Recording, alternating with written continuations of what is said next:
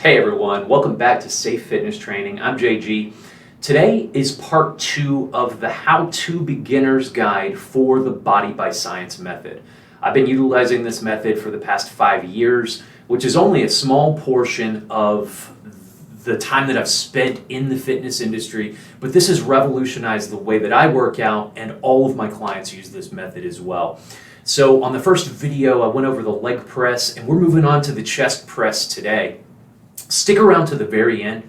I'm going to give you a lot of the precautions and some of the common mistakes that people make that sacrifice their form, that make their joints unsafe when they're doing this. Some of the prompts that we use as trainers in this method to make sure that the clients are staying safe, and so you can do this on your own and make sure that you get the most out of it. I'm also going to be training my dad and using the same verbiage that we use here in the studio to make sure that the client is safe and to get you to that absolute point of muscle fatigue that we want to get to. So stick around until the very end, but before I get started, just a little bit of a pitch about the company I work for. The Perfect Workout does one-on-one strength training, whether it's isometrics at home or in studio workouts here on Nautilus equipment. We have you covered to get your body to full muscle fatigue, high intensity strength training, just like the Body by Science method. Those links are down below, and I have a lot of other videos. I have some videos on how to do some of those isometrics on your own if you're so inclined as well. So check down below and look at those. And I kind of want to get you started with a recap. If you remember last time, I was talking about the 3 most important parts of this workout, which truly are speed, form, and breathing. That's the important parts to keep you safe while you're doing this. You know, we have a tendency to scrunch up our shoulders if we're pushing something heavy, try to throw our neck into it. We always want our shoulders completely relaxed and in good form. We want to continue to breathe through this entire process. The thing that's the most foreign to most people coming into this method is the speed we utilize, which for the deepest sake of safety is about 10 to 12 seconds. That would be my preference when training clients. The closer to that we can get, the safer that we're going to stay, the more impact we're going to have on the muscles as well. So all of those important factors, keep that in mind with every training session. If you remember as well, we also want to create a focus on the muscles that we're utilizing. It's a little bit more of an advanced kind of technique and idea, but for the sake of this, it's right in the chest muscles. It's near the armpit area where we want to put our mental intention. Just creating that mind-muscle connection can get up to 30% more electrical signal traveling to the muscles. That's powerful. That really gives us more impact on the muscle groups that we're utilizing. And as well, we want to have the core engaged through everything we do. Just a gentle engagement through the stomach as we begin as well. And let's get started. I'll show you first kind of about some of the important settings that you need to keep in mind when we're utilizing the chest press here, the Nautilus machine in studio. One of those important things, and I think that a lot of people really tend to get this wrong. People just willy-nilly set their seat settings at whatever they want, and that is how some people end up getting injured. And so what you want to keep in mind with the chest press is that wherever your hands are, and there's 2 grips here, there's these top grips that will use a little bit more of the top part of the chest muscles, and then there's the bottom grips. So if you're looking at this right here, my armpits are almost exactly even with these handles here. And so for this setting, I would definitely be using these specific handles. I'd be using the top ones. And if I wanted to utilize these bottom ones, I would really want to lower this. And I wouldn't say significantly. We're only talking about a 2-inch difference here.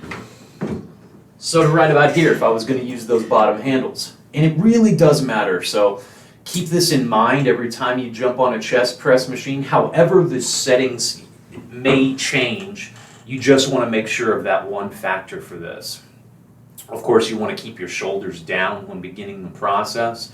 To stay in good form through this, of course, is immensely important. And the goal, I just want to make sure that we're on the same page here. We are fully fatiguing our muscles. We are getting to that point, and And I'm just going to demonstrate here. We're getting to that point where these weights really will not push any further. So let's pretend I've gone through maybe 6 repetitions here. I'm so close to that full fatigue in my muscles, and I'm almost there. Let's say I have 2 or 3 more repetitions possibly left with the range of motion that I have.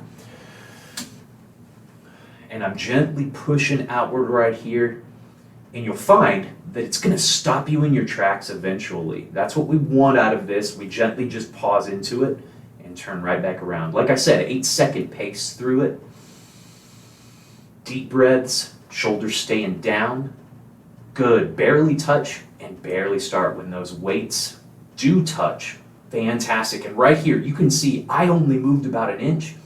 And pretending, again, that I can't push any further, that is the moment of fatigue that we want to set this down and rest. Like I said, I am going to show you real quick, basically just an example of this, me training my dad on the chest press. So stick around, and then when you come back, I'm going to go over a few more settings that are really important to make sure if you have any kind of shoulder injury, anything at all, and I mean, whether it's your deltoids, whether it's the rotator cuff inside of that, or heck, even if you had like a rehabilitated shattered bone in your shoulder, anything like that, or a shoulder replacement, any of those things, you're going to want to stick around until after this one part so I can share with you exactly how to stay safe while you're doing the chest press. So we'll be right back. Shoulders are down, engage the core gently, and on your mark, and I'll begin counting here at that pace that's just perfect.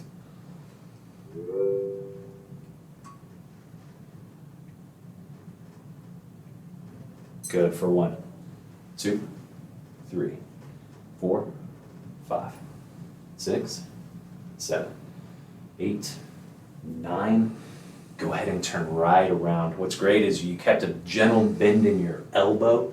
We're maintaining both of those shoulders, just gently being down completely through this. Your pace is just right. You're breathing deep. The 3 important factors that we focus on: keeping good form with our shoulders gentle and down, barely touch, and then controlled. We want to push toward the very center of the body, as if there is one center line going from our nose all the way down to the ground, and we're pushing toward that, the sternum, and turn around right there. That's great.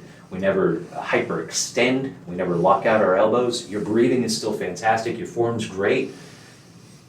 And we engage the core through every exercise we utilize. Keeping the stomach muscles engaged is so powerful for stratifying the muscular structure of the body. Push gently inward, and that wall's going to come up and keep you from pushing eventually. You may not be to that point just yet, but maintain those shoulders down. It might create a wall and keep you from pushing past maybe this next rep. You might lose some range of motion. It's a natural thing for that range to gently limit itself. It just happens over time. Good, control just perfect. Moving through that full range, feel the chest muscles as you push. Focus on the target muscles you're using. Yes, good. Now squeeze inward, right toward the sternum of the body. And go ahead and turn around right here. We just want one more push. This is that moment when those weights can't move any further. Fantastic. At this point, the weights are only an inch off that weight stack. Go ahead and gently rest and relax. Good, so hey, look, I hope you got a lot out of that video. Just that short clip of me training my dad getting to full fatigue on the chest press. Again, of course, just a quick recap. We want to focus on the chest muscles when we're doing this. We want to feel those muscles deeply and put our attention into it. We want to engage the core through this as well. Keeping the stomach muscles engaged all the way throughout. We want to keep good form. The shoulders remaining down. We want to stay in good speed as well and be breathing through this all the way through. Whether your speed is right around 8 to 12 seconds, that really is ideal in my opinion, because it gives for a little bit more safety than the 6-second recommendation from Body by Science. But again, it really is situational. And I want to move on to this really important part here. If you've had any kind of surgery or issues in your shoulder, it's going to be really important to set your setting just right. And there's a few specifics here that I want to go over. If you have no problems in your chest muscles at all, then you can just leave it the way it is without what we call a hole gap. So when we're using nautilus machines, we tend to use that verbiage when we talk about creating that give. And I'll show you exactly what I mean right here. Just by moving this down a little bit, and I'm going to squat down in view of the camera as well, so you can see what's going on here on the weight stack. If I pull this pin out right here, you can see that there is a small gap right there in the machine. So if someone has no issues, we don't need a gap at all. You can just stick this pin in there. Let's say you're pushing 95 pounds, you're ready to go. You don't have any problems. And if you want to get in deeper into your chest muscles, there's just a small little lever right behind this. And you can actually move that up to create your starting point is way back here instead of forward just a little bit. Again, don't ever set that setting with the seat with the back moving forward if you have any injuries in the shoulder. That's super important. You never want to do that. If you do have some of those shoulder injuries or problems that I was talking about, you'll just want to grab the handle right here and you want to take the pin out and you'll want to create a gap. You can see as I move this, there is a huge gap that appears in that weight stack. So let's say someone had a shoulder surgery and it was, 4 months ago. They're wanting to rehabilitate themselves. Over time, we'll eventually lower that gap, but this is about 4 notches, which would be about the size of 4 fingers. And in reality, what it's going to do is it's going to put it 4 fingers further away from us is where we're starting. The closer that we are right here to us, the more we're going to feel those shoulder muscles working, the more that it has a possibility of affecting the joint. So the further you are away, the less it'll affect those muscles in the front part of the shoulder, the less it'll have impacting that joint as well. So you can see this give, it's about, well, that's a good distance. This is where I would start someone who's had problems in their shoulder. And if you feel a little bit more of a pinching, even still when you do this, don't be afraid to put that out even more, to even 5 or 6 notches. That's absolutely fine also. Again, another precaution that we tend to have, if someone begins, let's say that you have an elbow issue or something in your shoulder and it won't stop, regardless of how you set those settings with the gap in the machine, you still can't stop feeling that. I would urge you to still use a heavy weight that can get you to fatigue, the same weight, but I would urge you to actually pause into an isometric to about the halfway point and just let it resist and push you down all the way. I'll get into isometrics on these machines a little bit deeper in other videos. Ken Hutchins, the guy that developed the super slow training method, which is basically body by science, Ken Hutchins, even later in his career, he developed what he called super static. And that's exactly, and he trained people in the studio up until, I guess he's getting close to retiring. He's getting pretty old. I saw an interview with him on Drew Bay's YouTube channel. It was really good to see Ken still doing interviews and talking with people, because he's really one of the grandfathers of this entire method. So look, I want to urge you please to be safe when you're doing these things. If you have any questions, if you have any pains when you're going through this, leave a comment below. Absolutely any question. I'm going to answer as much of them as possible. I can't imagine that I won't have time until I get, like, knock on wood, maybe 100,000 subscribers is what I would eventually want. But in the meantime, I'll be able to answer all of your questions. So please shout out to me and let me know how your training is going. And if you have any questions about anything, I'm going to continue to make all these videos. Once again, if you want one-on-one strength training, if you want to do isometrics at home, I'm having those videos down below. There's links to the perfect workout where I work. I do get a small commission, but you know, some of us really do need that one-on-one instruction. So if any of that is for you, please check it out, and I will see you on the next video. I hope that you live a longer life through strength training. I'll see you again soon. Hey everyone, before I go, I want to give a shout out and a thank you to one of the viewers and commenters from the last video. I was talking at one point about how many calories are burned by adding 1 pound of muscle to the body, and it's a lot less calories burned than I originally thought. That statistic was a little bit outdated, and that was from Dr. Ellington Darden's high-intensity training book called Flat Abs ASAP. And like I said, it is outdated. I think it was definitely published before Body by Science.